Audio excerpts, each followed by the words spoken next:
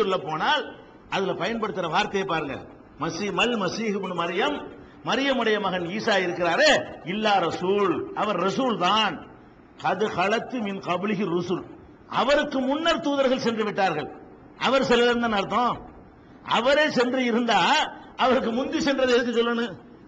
ஈசா இருக்காரு, அவர் போய் விட்டார்னு சொல்லணும். இந்த இடத்துல அல்லாஹ் என்ன சொல்றான்? ஈசா இருக்காரு, அவர் ரசூல் தான். கது ஹலத்து மின் கப்லிஹி ருசுல், அவருக்கு முன்னாடி தூதர்கள் சென்று விட்டார்கள். அப்படியே சொல்லணும்? அவர் சென்று விட்டார்னு சொல்லணும். அவர் சென்று விட்டார்னு சொல்லாம அவருக்கு முன்னாடி உள்ள தூதர்கள் எல்லாம் சென்று விட்டார்கள் அல்லாஹ் சொன்னால் அவர் இன்னும் செல்லல. விளங்குதா? அவருக்கு முந்தி உள்ள தூதர்கள் போய்விட்டார்கள் என்ற வாசகத்தில் இருந்து அவர் போகல என்று விளங்குது. அவர் போயிருந்தால் இதை சொல்ல மாட்டான் அல்லாஹ். எதை சொல்ல மாட்டான்? அவருக்கு முன்னாடி உள்ள தூதர்கள் எல்லாம் போயிட்டார்கள் என்று சொல்லாம அவரே போய்விட்டார், அவர் ரசூல் தான், அவரே போய் சேர்ந்து விட்டார், அப்படி சொல்லல அல்லாஹ். இதுல இருந்து நமக்கு என்ன விளங்குது? அவர் போகல இன்னும். இது எங்க இருக்குது? 5வது அத்தியாயத்துல 75வது வசனத்துல இருப்பதை நம்ம பார்க்கிறோம். இப்படி நிறைய சான்றுகள் இருக்கிறது. உதாரணத்துக்கு விதிவிலக்கை புரிந்து கொள்ளக்கூடியவர்களுக்கு இவ்வளவு போதும். அடிப்படைக்கு வருவோம். ஒரு மனிதர் யாரா இருந்தாலும் சரி, அவருக்குரிய விதி வந்த உடனே இறந்து விடுவார். இறை தூதர்களாக இருந்தால் விதிவிலக்கு கொடுப்பானா? அல்லாஹ் கொடுக்கவே மாட்டான். ஆதம் அலைஹிஸ்ஸலாத்துல இருந்து நபிகள் நாயகம் ஸல்லல்லாஹு அலைஹி வஸல்லம் வரைக்கும் உள்ள அத்தனை இறை தூதர்களும் மரணித்து விட்டார்கள்.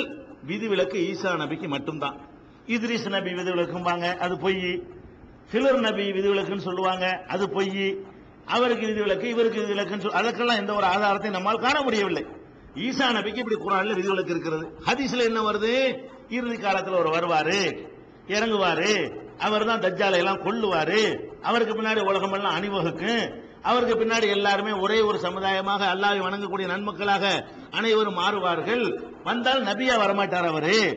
அப்ப ஒரு கேள்வி வரும்ல, அவர் எதிர்காலத்தில் வருவார்னா இப்ப கடைசி நபி நீங்களே ரசூலுல்லாஹ், அவர் ஒரு நபியா வரமாட்டாரு. எந்த அளவுக்கு அவர் இருப்பாரு?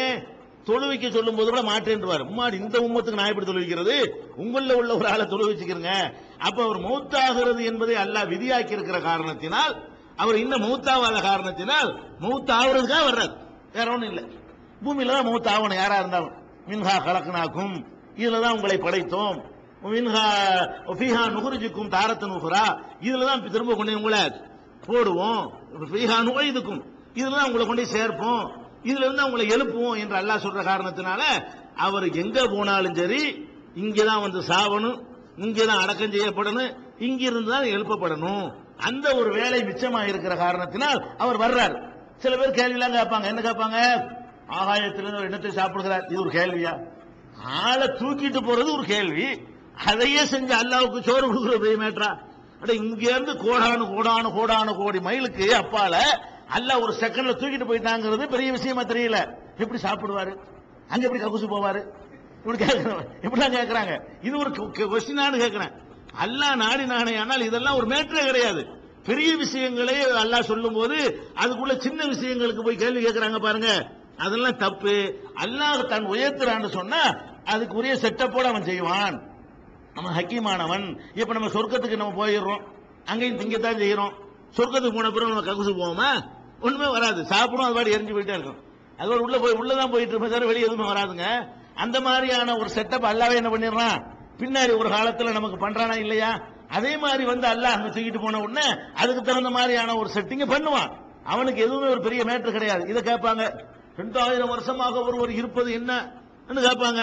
அப்ப 2000 வருஷமா இருப்பது எப்படி ஆச்சரியமோ, அப்ப இல்லாம பிறக்கிற கூட ஆச்சரியம் தான். அல்லாஹ் சொல்லிவிட்டான்ல, அப்ப இல்லாம தகப்பை இல்லாம பிறக்கிறது ஆச்சரியம் தான்.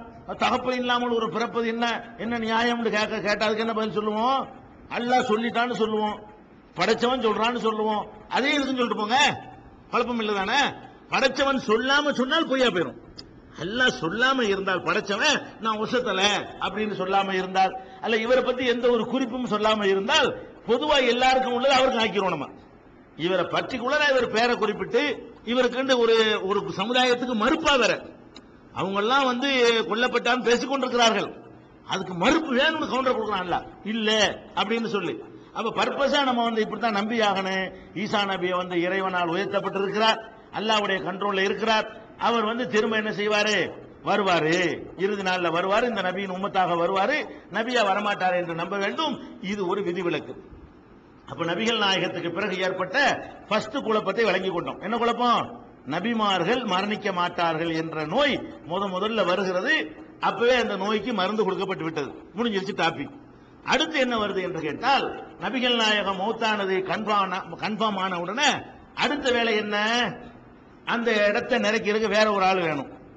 ரசூலுல்லாஹ் இடத்தை விட்டு போயிட்டாங்க, அவங்க மரணித்து விட்டார்கள் என்றால் அந்த இடம் காலி ஆயிடுச்சு.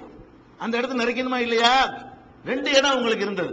நபிகள் நாயகம் ஸல்லல்லாஹு அலைஹி வஸல்லம் அவர்களுக்கு அல்லாஹ்வுடைய தூதர் என்று ஒரு இடம் இருந்தது, ஜனாதிபதி என்று ஒரு இடம் இருந்தது. அவங்க தான் அல்லாஹ்வுடைய தூதராகவும் இருந்தாங்க, அவங்க தான் அந்த நாட்டுக்கு மன்னராகவும் அதிபதியாகவும் இருந்தாங்க. அல்லாஹ்வுடைய தூதர்ங்கிற இடத்தை யாரும் நிறைக்க இயலாது. அது கியாமத் நாள் வரைக்கும் அவங்களுக்கு உள்ள சீட். அது அந்த சீட்ல யாரும் உட்கார இயலாது. அது அந்த இடத்துல குர்ஆனை வச்சு நம்ம என்ன செய்வோம்? அல்லாஹ்வுடைய தூதரை வழிகாட்டியா ஏற்றுக்கொண்டு போதனைகள் அல்லாஹ் காப்பாற்றி வச்சிருக்கிறான். அவங்கள காப்பாற்றாவிட்டாலும் அவங்களுடைய போதனையை காப்பாற்றி இருக்கிறான். அந்த இடம் காலியா தான் கிடக்க போகுது. அதே நேரத்தில் ஜனாதிபதிங்கிறது ஒரு ஆள் வேணும், மனுஷன் வேணுமே. ரசூலுல்லாஹ்வுக்கு 2 போஸ்ட்ல அல்லாஹ் கொடுத்திருந்தான். அப்ப நபிகள் நாயகம் ஸல்லல்லாஹு அலைஹி வஸல்லம் இறந்த உடனே அந்த இடத்துல அந்த சீட்ல யார் உட்கார்றது? ஜனாதிபதியா என்ன? நாட்டை நிர்வகிக்கணும், சண்டை வரும், யுத்தம் வரும், படம் நடத்தணும், ஜக்காத்தை வசூலிக்கணும், ஒழுங்கா நிர்வாகம் பண்ணணும், வறுமையை போக்கணும், எவ்வளவோ மேட்டர்கள், திருநா கையை வெட்டணும், அதெல்லாம் எவ்வளவு விஷயங்கள், குற்றவியல் சட்டங்கள் அமல்படுத்தணும், எவ்வளவு விஷயங்கள், பைத்துல் மால் நிறுவனம், இவ்வளவையும் நம்ம பாக்குறதா இருந்தா ஒரு அரசாங்கம் வேணும்ல.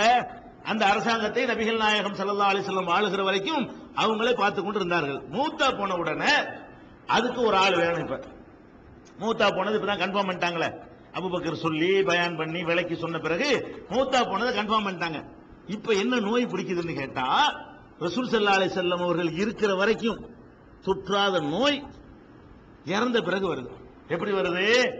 அந்த இனம் இதெல்லாம் ஒழிக்கத்தான் இஸ்லாம் வந்துச்சு. நபிகள் நாயகம் வந்ததே இதுக்கு தான் வந்தாங்க. நான் அந்த ஒரு காரணம், இந்த ஒரு காரணம், அந்த குலத்துக்காரன், இந்த குலத்துக்காரன், இந்த கோத்திரம், நீ இந்த கோத்திரம், இந்த பேச்செல்லாம் இருக்கக்கூடாது. குர்ஆன்ல அல்லாஹ் டிக்ளேர் பண்றான். எப்படி? யா அய்யுஹன் நாஸ், மனிதர்களே, இன்னா ஹலக்னாக்கும் மின் ذكر وانثى, உங்களை ஒரு ஆண் ஒரு பெண்ணிலிருந்து படைத்திருக்கிறோம். வஜஅல்னாக்கும் ஷுஊபன் வகபாயில லிதஆரஃபு, உங்களை கிளைகளாக கோத்திரங்களாக ஆக்கியிருப்பது ஒருவரை ஒருவர் அறிந்து கொள்வதற்கு தான். ஒரே கிளையா இருந்தால் இப்ராஹிம் ஒருத்தர் இருப்பாரு, 7 கிளையில 7 இப்ராஹிம் இருப்பாரு, எந்த இப்ராஹிம் தெரியாது. அப்ப என்ன செய்வோம்? ஐயப்ப செட்டி திரு இப்ராஹிம் சொல்லுவோம், அல்லது என்ன செய்வோம்? அரண்மனைக்கார திரு இப்ராஹிம் சொல்லுவோம், அல்லது பிராட்வே இப்ராஹிம் சொல்லுவோம், அல்லது அந்த காதர் பாட்சா வீட்டு இப்ராஹிம் சொல்லுவோம், அல்லது இப்படியான இது தெரிஞ்சுக்கிறதுக்காக வேண்டி தெரிஞ்சுக்கிற ஒரு இன்சில போட்டு சொல்லுவோம், ஏ இப்ராஹிம், எஸ் இப்ராஹிம் சொல்லுவோம். அப்ப இந்த மாதிரி அல்லாஹ் என்ன சொல்றான்? இந்த கிளை கோத்திரம் நீங்க வச்சுக்கிட்டு இருக்கிறீங்களே, அதெல்லாம் ஓகே தான். அது எதுக்கு என்றால் லிதஆரஃபு, ஒருவரை ஒருவர் அறிந்து கொள்வதற்கு தான். இன்ன அக்ரமக்கும் இந்தல்லாஹி அத்காக்கும், உங்கள சிறந்தவர் யார் என்று கேட்டால் இறையச்சம் உடையவர் தான். அப்ப இஸ்லாம் எப்படி டிக்ளேர் பண்ணுது? மனிதன் யாரும் ஒரு குறிப்பிட்ட ஜாதியில் பிறக்கிறதுனால், ஒரு குறிப்பிட்ட ஊரில் பிறக்கிறதுனால், ஒரு குறிப்பிட்ட குலத்தில் பிறக்கிறதுனால், ஒரு குறிப்பிட்ட மொழியை பேசுவதனால் ஒரு சிறந்தவன் ஆக முடியாது. அதனால அவனுக்கு கூடுதல் தகுதி கிடைக்காது. இதைத்தானே ரசூலுல்லாஹ் சொன்னாங்க. இதான குர்ஆன்ல இருக்கிறது. இதான இன்னைக்கு வரைக்கும் நம்ம இதுக்கு தானே இஸ்லாத்துக்கு ஓடி வர்றார்கள் மக்கள்லாம். இந்த மார்க்கத்தில் அதெல்லாம் இல்ல, ஜாதி இல்ல, ஏற்றத்தாழ்வு இல்ல, எல்லாரையும் சகோதரத்துவம் ஆக்குறார்கள். இன்னைக்கு நம்ம எல்லாம் கிளீனா கரெக்டா இருக்கிறோம். ஆனால் அன்னைக்கு ஏற்கனவே அந்த நோய் பிடிச்சிருந்துச்சு சமுதாயத்துக்கு. அப்பதான் இஸ்லாத்துக்கு வந்தாங்களா? ரசூலுல்லாஹ் இருக்கிற காலம் வரைக்கும் அந்த சைத்தான் வராம இருந்துச்சு உள்ளுக்குள்ள. ரசூலுல்லாஹ் இருக்கிற வரைக்கும் நான் அந்த ஜாதி, நான் இந்த ஜாதி, நான் தான் வசதி, நீ நான் தாழ்த்தின்னு வராம இருந்துச்சு. கடைசி ஹஜ்ஜில வேற இணைஞ்சாங்க ரசூல் ஸல்லல்லாஹு அலைஹி வஸல்லம், ஓபனா டிக்ளேர் பண்ணாங்க. எப்படி? லா ஃபضل அரபியின் அலா அஜமியின், அரபு மொழி பேசுகிற யாருக்கும் வேற மொழி பேசுகிற மக்களை விட எந்த சிறப்பும் இல்லை.